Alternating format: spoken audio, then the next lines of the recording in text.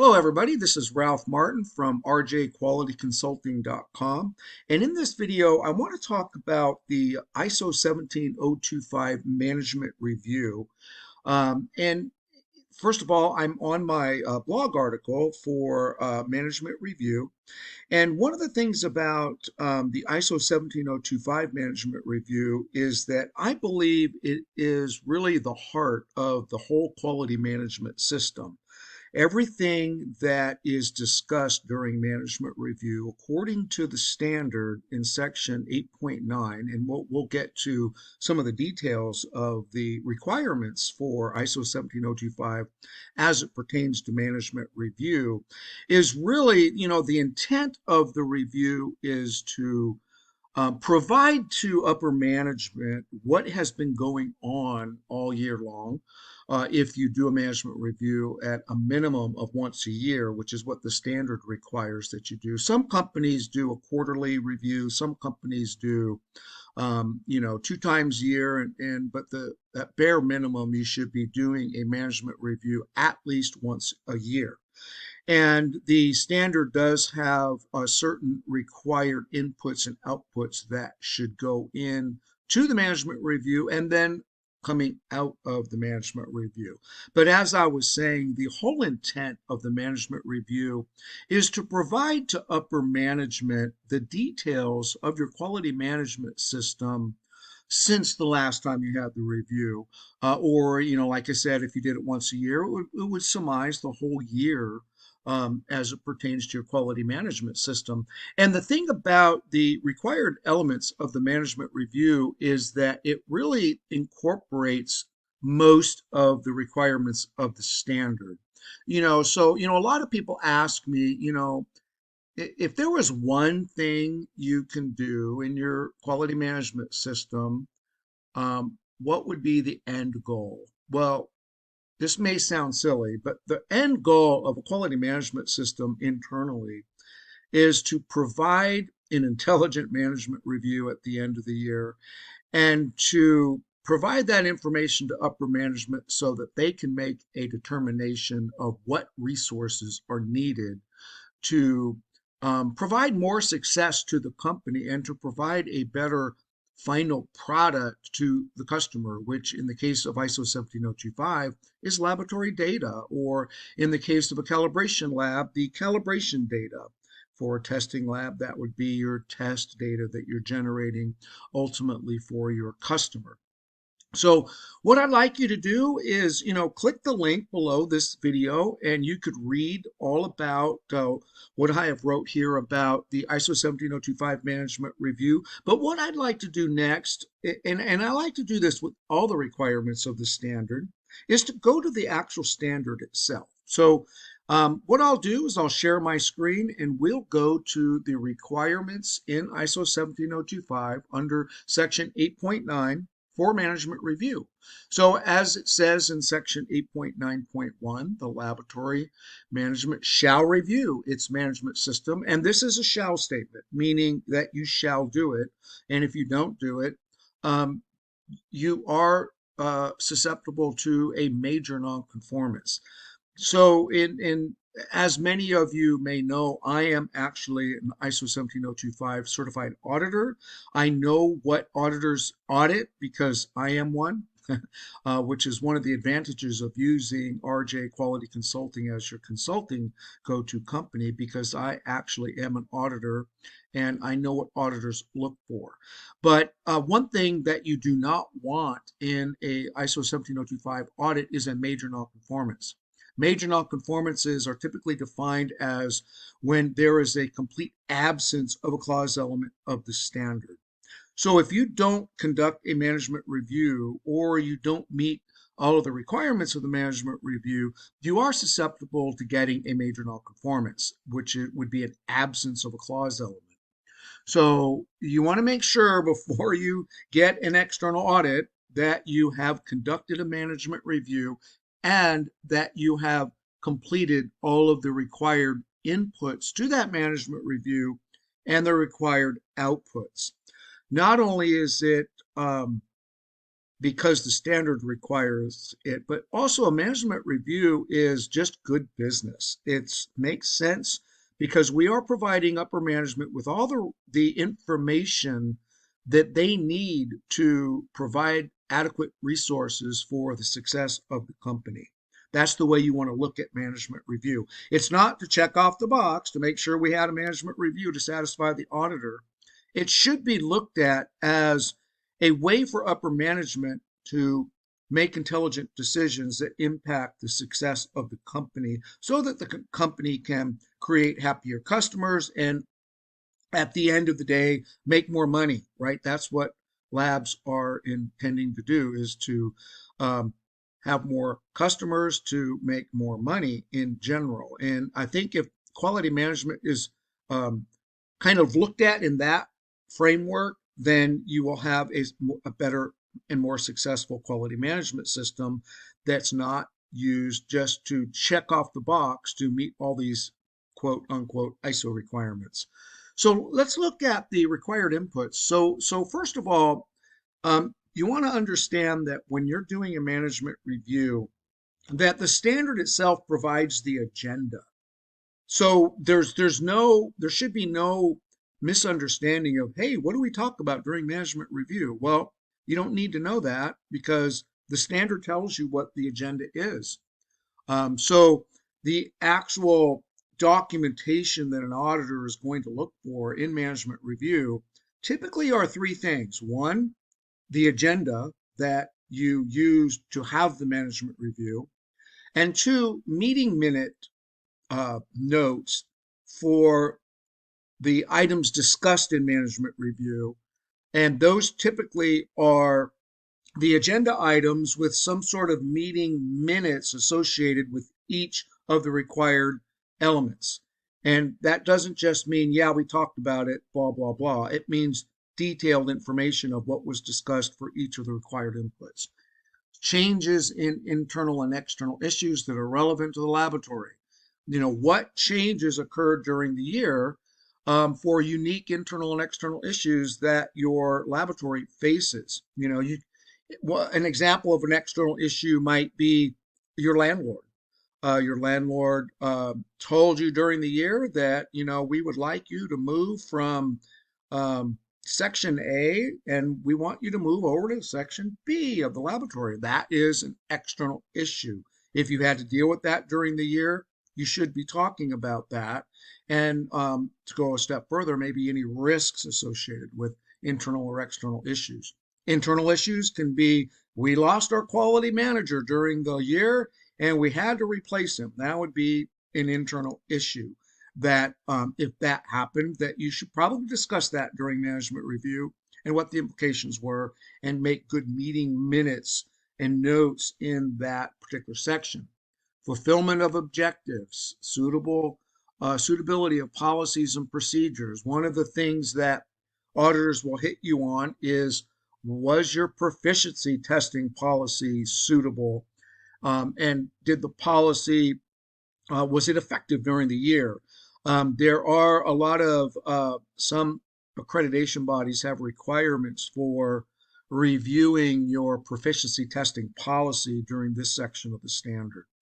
Then you have, status of actions from previous management reviews. Were there any open action items from last year's management review or the last time that you met during a management review that, hanging action items that haven't actually been done yet? One thing about, and I'll get to that when I talk about outputs to the management review, but during management review, at the end, you should have some defined action items with people responsible for actions to be done at a particular time. You know, Quality manager to write a corrective action for something that the CEO wanted him to do, and that should be done by first quarter of next year. That kind of thing. It should be that detailed. And any open action items that haven't been done should be talked about in this section here. Outcome of recent internal audits. These are when you had an internal audit. Obviously, you should have your internal audit before you have your management review so that you can talk about this required input, outcome of recent internal audits. That is your audit findings. We had 3 observations and 3 nonconformities during our internal audit, Mr. Leadership of the organization. And these are the results of that audit. These were the nonconformities that we identified. And here are the actions that we're going to do in order to correct those. It should be at that level. And I talked about the documentation you should have for management review is your agenda, meeting minutes, and a PowerPoint presentation that you're showing upper management what's been going on. You might have a slide deck with your internal audit findings on a slide, and you're talking about that, showing it to upper management. Remember, this is management review. We are reviewing our quality management system to upper management. We should have a table or a slide deck of corrective actions, which is F, corrective actions. Any assessments that were conducted by external bodies, like your ISO 17025 auditor, when he audited you, there should be findings or whatever the results of that audit were. That should be on a slide and presented to upper management so that upper management knows, hey, what were the results of the external audit? Although he might already know, we're going to display that in front of God and everybody, right, in the whole organization. And then changes in the volume of type of work. This kind of lets upper management know, we've been slammed. The program managers or the laboratory managers might want to let upper management know that we've had a huge increase in the number of samples throughout the first quarter of last year, and the increase of work has increased immensely, and this is some data to support that, which might let upper management know maybe you need more resources, maybe you need less resources, whatever the case may be. This is information for upper management to use to assign action items at the end of the review. You want to talk about customer and personnel feedback, customer complaints, which is the next item.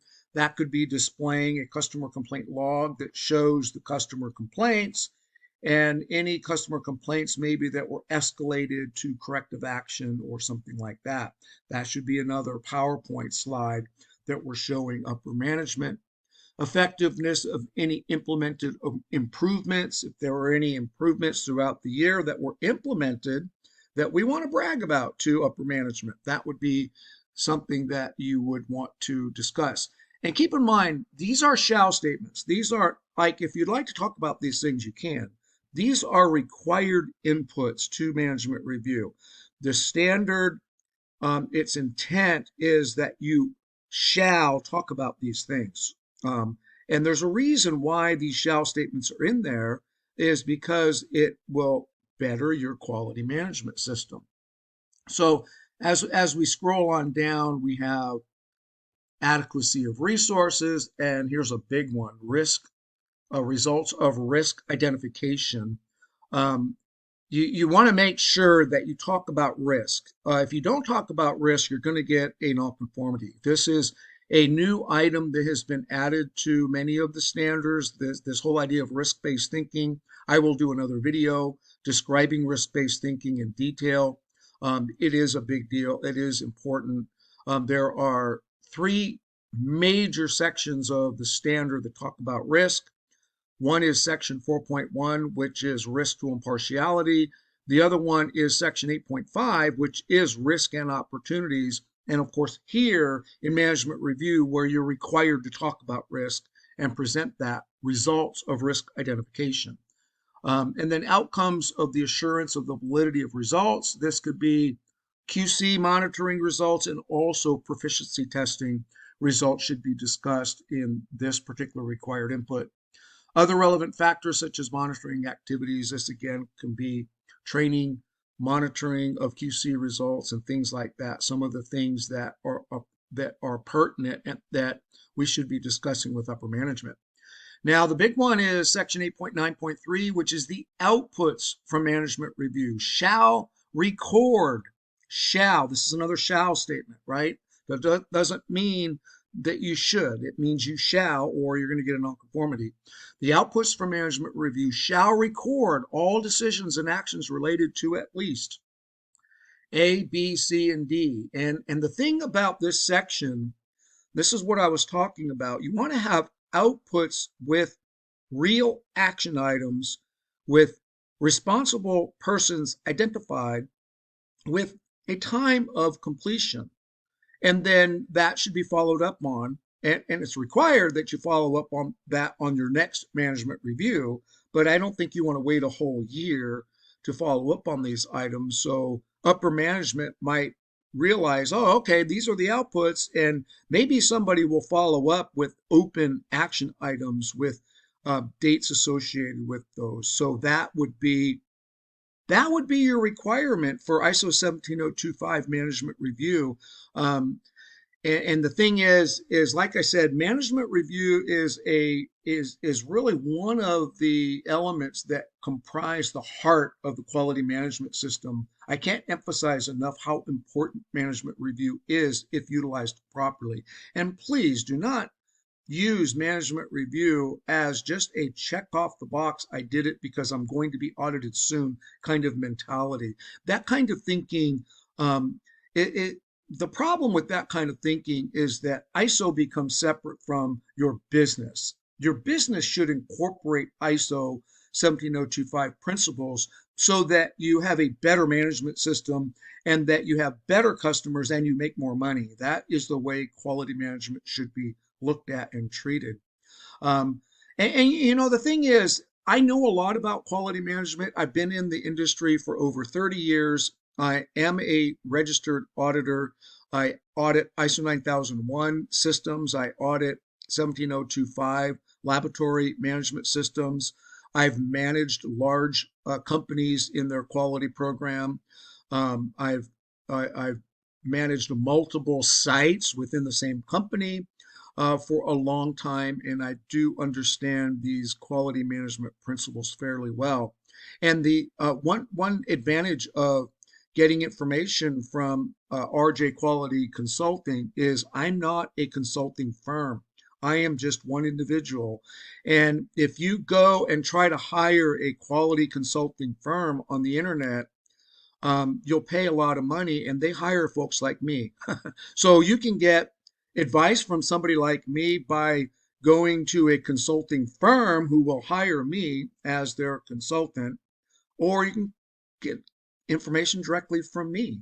I can offer better prices, and I can offer guarantees that you will get accredited if you are seeking accreditation, or you will pass your audits. I guarantee that.